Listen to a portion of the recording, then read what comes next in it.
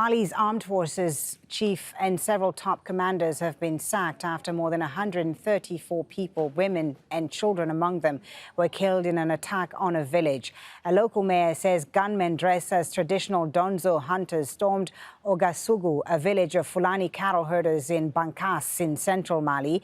They also attacked Welingara, another Fulani village nearby. Violence between Fulani and rival communities has compounded an already dire security situation in Mali's desert regions. The Prime Minister announced the sacking of the military commanders after an emergency cabinet meeting. Well, let's speak to Adama Gueye now, who's a West Africa analyst and former director of information for the Economic Community of West African States, ECOWAS. He's via Skype from Tunis. Thank you so much, Adama, for being with us. Clashes between the Fulani and Donzo communities in Mali are not a rare occurrence, unfortunately, but the death toll in this particular incident is very high. What is leading to such a sharp increase in violence in this area of Mali?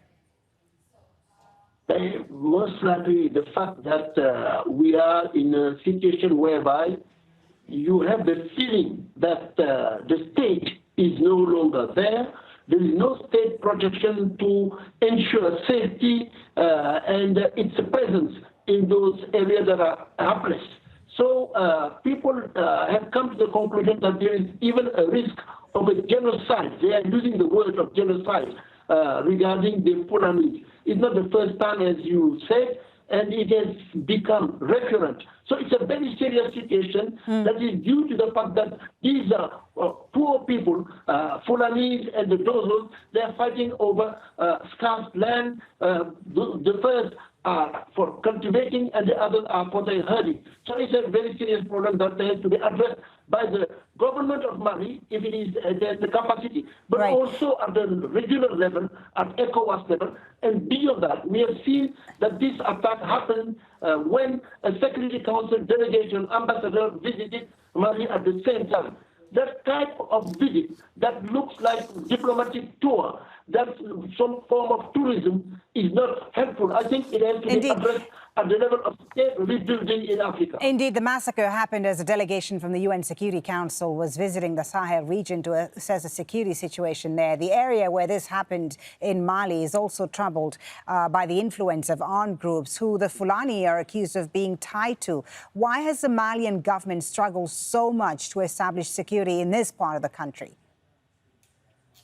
Because Apologies, we seem to have lost our connection. Are you there, Adama Gueye?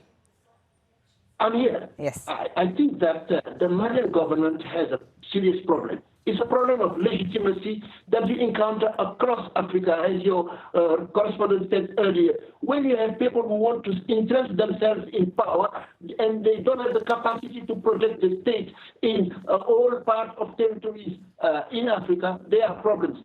In addition, they don't cooperate. The problem of Fulani, for instance, is not something new. It's not just in Mali. You have it in Guinea-Conakry. You have it somehow in Senegal. So I think there is need for regional cooperation at the level of ECOWAS or at least at the sub-regional level for people to discuss it.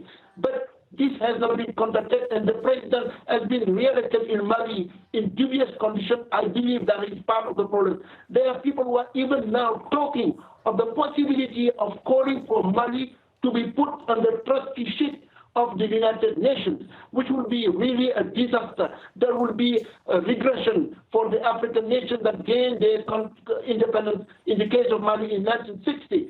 So this is a big problem. I think that we will reach out a solution if the ECOWAS level and the African states put their money where it matters, in security and peace and stability. And that's somehow what the president of Egypt, who is currently the chairman of the African Union, has decided to focus his mandate on General Marshal al-Assisi. Thank you so much, Adama Gueye. We're going to leave it there. Adama Gueye, former ECOWAS official, joining us there from Tunis. Thank you for your time.